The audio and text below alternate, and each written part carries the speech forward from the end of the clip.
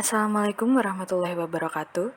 Di sini kami akan mempresentasikan hasil diskusi dari kelompok kami mengenai tugas kelompok Islam dan Iptek yang membahas tentang ilmu pengetahuan. Berikut adalah urutan nama anggota kelompok berdasarkan materi yang akan dipaparkan. Yang pertama, Terry Kusuma Febriana dengan NIM L200-200-271, Devianudio Bimantara dengan NIM L200-200-245, Ma'ruf Yardi dengan NIM L200-200-254, Ahmad Kurnia Sandi dengan NIM L200-200-259, Fitrah Fajarianto dengan NIM L200-200-261, Muhammad Maulana Hussein dengan NIM L200-200-266, dan yang terakhir ada Ulfa Nur Rohma dengan NIM L200-200-231.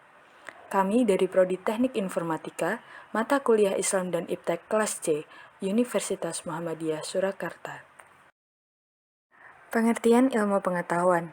Istilah ilmu merupakan terjemahan dari bahasa Inggris science yang berasal dari bahasa Latin scientia yang diturunkan dari kata sciere, yang berarti mengetahui atau to know dan belajar atau to learn. Maka, ilmu dapat berarti usaha untuk mengetahui atau mempelajari sesuatu yang bersifat empiris dan melalui suatu cara tertentu. Sedangkan istilah pengetahuan atau knowledge, menurut Muhammad Hatta dalam bukunya Pengantar ke Jalan Ilmu dan Pengetahuan, membedakan antara ilmu dan pengetahuan. Pengetahuan didapatkan dengan pengalaman, yang kemudian disebut pengetahuan pengalaman atau pengetahuan saja. Pengetahuan yang didapatkan dari keterangan disebut ilmu.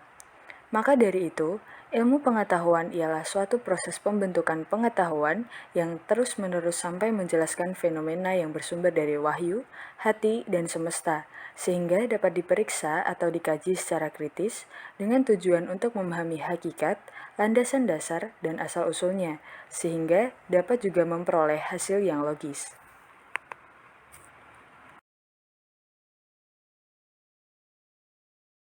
Kriteria ilmu pengetahuan. 1. Logis atau masuk akal. Sesuai dengan kaidah-kaidah ilmu pengetahuan yang telah diakui kebenarannya. 2. Objektif. Sesuai dengan objeknya dan didukung oleh fakta empiris. 3. Metodik. Pengetahuan diperoleh dengan cara-cara tertentu yang teratur, dirancang, diamati, dan terkontrol. 4. Sistematis.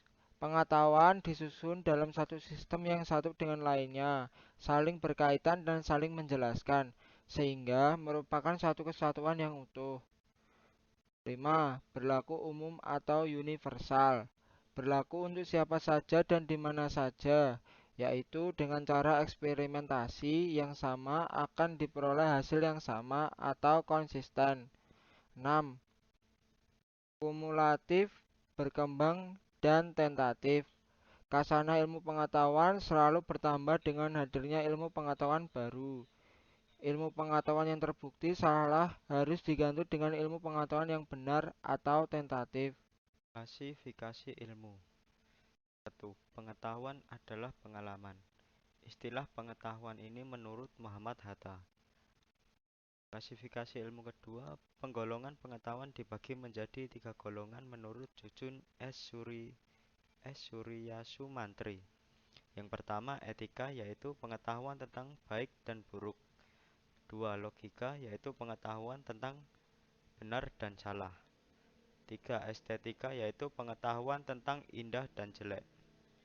Klasifikasi ilmu ketiga menurut Ensiklopedia Islam, pengetahuan dibedakan ke dalam 2 jenis, yaitu yang pertama pengetahuan biasa, yang artinya pengetahuan biasa diperoleh dari keseluruhan bentuk upaya kemanusiaan, perasaan, pikiran, pengalaman, panca indera, dan intuisi untuk mengetahui sesuatu tanpa memperhatikan objek. Yang kedua, pengetahuan ilmiah, yaitu pengetahuan ilmiah juga bentuk upaya kemanusiaan untuk mengetahui sesuatu, tetapi dengan memperhatikan objek yang ditelaah. Klasifikasi ilmu yang keempat, A.M. Saifuddin dalam bukunya membagi pengetahuan dalam 3 kelompok, yaitu yang pertama pengetahuan indrawi. Pengetahuan indrawi meliputi semua fenomena yang dapat dijangkau secara langsung oleh panca indera. Yang kedua, pengetahuan keilmuan meliputi semua fenomena yang dapat diteliti dengan riset dan eksperimen. Yang ketiga, pengetahuan falsafi, meliputi semua fenomena yang tak dapat diteliti tapi dapat dipikirkan. Klasifikasi ilmu yang kelima yaitu tiga pembeda pengetahuan, yaitu yang pertama ontologis, yang artinya apa objeknya. Yang kedua epistemologis, bagaimana cara mendapatkan pengetahuan tersebut. Tiga, aksiologis, untuk apa pengetahuan itu dirumuskan. Hakikat ilmu pengetahuan. Pada umumnya, orang mengartikan pengetahuan dan ilmu pengetahuan sebagai dua hal yang sama. Anggapan semacam itu tidaklah salah sepenuhnya, akan tetapi, pendapat semacam itu harus ditinjau lagi berdasarkan kaidah keilmuan, agar dapat memahami sesungguhnya. Sebagaimana analogi yang telah dipaparkan, bahwa ilmu pengetahuan adalah tahapan atau bagian dari pengetahuan, sehingga dapat dipahami bahwa pengetahuan berbeda dengan ilmu, lebih tepatnya ilmu adalah bagian dari pengetahuan. Kata ilmu merupakan terjemahan dari kata science, yang secara etimologis berasal dari kata Latin sciens, artinya to know. Namun, pengertian science ini sering salah diartikan dan direduksi berkaitan dengan ilmu alam semata, padahal tidak demikian. Dalam Kamus Besar Bahasa Indonesia, ilmu merupakan pengetahuan tentang bidang yang disusun secara bersistem, menurut metode tertentu, yang dapat digunakan untuk menerangkan gejala tertentu di bidang pengetahuan itu. Pendapat lain menerangkan bahwa ilmu merupakan pengetahuan yang mengembangkan dan melaksanakan aturan-aturan mainnya dengan penuh tanggung jawab dan kesungguhannya.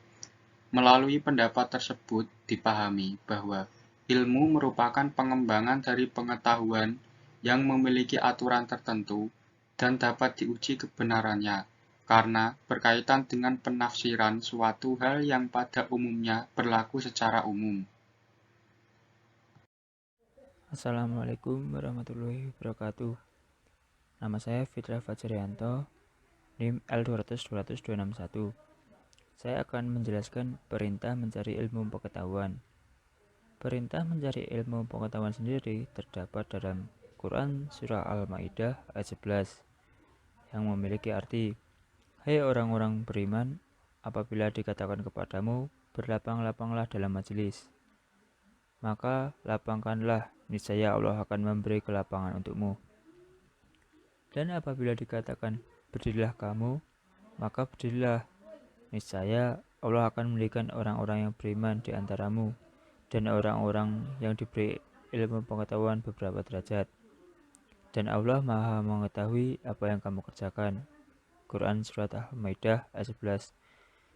Itu tadi merupakan terjemah mengenai perintah mencari ilmu pengetahuan dalam Al-Quran. Assalamualaikum warahmatullahi wabarakatuh. Perkenalkan, nama saya Muhammad Maulana Hussein dengan NIM L200-200-266. Di sini saya akan membacakan atau menjelaskan tentang ajakan dan dorongan dalam mencari ilmu, serta ilmu yang wajib dicari. Mencari ilmu merupakan hal yang wajib dilakukan oleh setiap muslim. Tidak ada batasan usia, maupun tidak ada batasan waktu dalam mencari ilmu. Yang pertama ialah ajakan dan dorongan dalam mencari ilmu, yaitu hadis-hadis dalam Islam untuk mengajak menuntut ilmu. Yang pertama ialah menuntut ilmu itu wajib atas setiap muslim. Hadis riwayat Ibnu Majah nomor 224. Yang kedua, barang siapa yang berjalan untuk mencari ilmu, Allah akan memudahkan dirinya jalan menuju surga. Hadis dari sahabat Abu Hurairah radhiyallahu anhu. Carilah ilmu walaupun di negeri Cina. Barang siapa menginginkan soal-soal yang berhubungan dengan dunia, wajiblah ia memiliki ilmunya. Dan barang siapa yang ingin selamat dan berbahagia di akhirat, wajiblah ia mengetahui ilmunya pula. Dan barang siapa yang menginginkan kedua-duanya, wajiblah ia memiliki ilmu kedua-duanya pula. Hadis riwayat Bukhari dan Muslim. Barang siapa yang keluar untuk mencari ilmu, maka ia berada di jalan Allah hingga ia pulang. Hadis riwayat Tirmizi.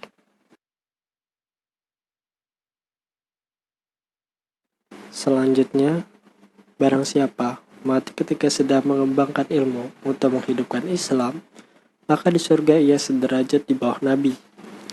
Selanjutnya, carilah ilmu sejak dari buayan hingga liang lahat. Yang terakhir, orang terbaik di antara kalian adalah orang yang mempelajari Al-Quran dan mengajarkannya. Jadi, dapat disimpulkan bahwa menuntut ilmu merupakan hal yang wajib bagi setiap muslim. Terbukti dengan banyaknya hadis yang menuntut umat muslim untuk mencari ilmu.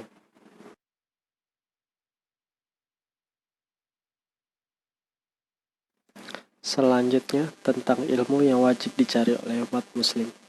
Ada beberapa ilmu yang wajib dicari oleh setiap umat muslim. Yang pertama, menurut Mahdi Gulsyaini, ilmu yang dapat meningkatkan pengetahuan akan Allah.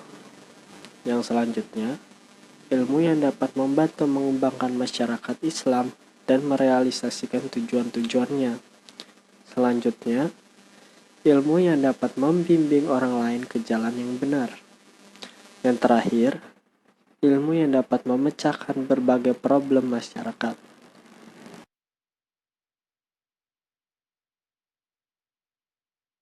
Selanjutnya, berasal dari sumber lain, yaitu adapun ilmu yang wajib diketahui umat Islam ada 3, yaitu ilmu Ushuluddin, ilmu tauhid atau ilmu aqoid yang bersumber dari rukun iman yang jumlahnya ada 6.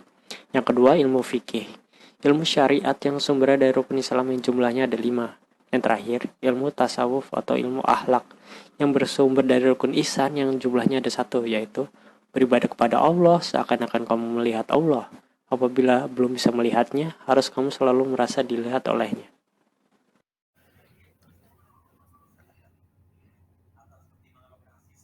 Pembahasan yang selanjutnya yaitu kedudukan orang yang berilmu.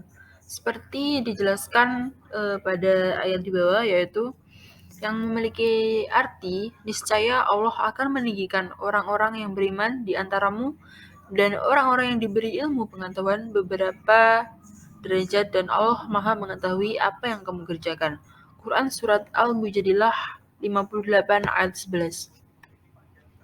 Mengapa umat Islam tertinggal jauh dari umat-umat lain? Dan mengapa umat Islam tertinggal jauh dari negara-negara lain? Yang pertama, karena hampir semua negara Islam pernah dijajah oleh bangsa lain, terutama oleh bangsa Eropa dan Amerika. Setiap upaya kolonialisasi menancapkan belenggu pendidikan, ekonomi, sosial politik, dan budaya. Akibat dari belenggu, maka rakyat yang dijajah akan bodoh, terbelakang, dan miskin. Yang kedua, dampak dari kolonialisme itu, negara-negara barat memandang negara-negara Islam dengan sebelah mata. Bahkan Islam dijadikan ancaman besar bagi kemajuan mereka. Negara-negara Islam ditempatkan pada posisi negara yang perlu terus ditekan. Yang ketiga, umat Islam masih asik dengan konflik internal yang disebabkan oleh khilafiyah yang berkemajangan, sehingga potensi umat Islam hampir semua tersedot ke masalah konflik.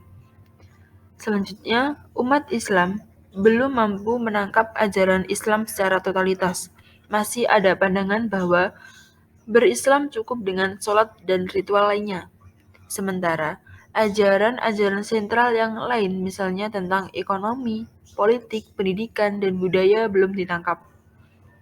Yang terakhir, umat Islam terlalu lama tidur dalam kejumuhan dan terlalu lama meninggalkan Al-Quran, terutama dalam memahami dan menangkap ruh Al-Quran.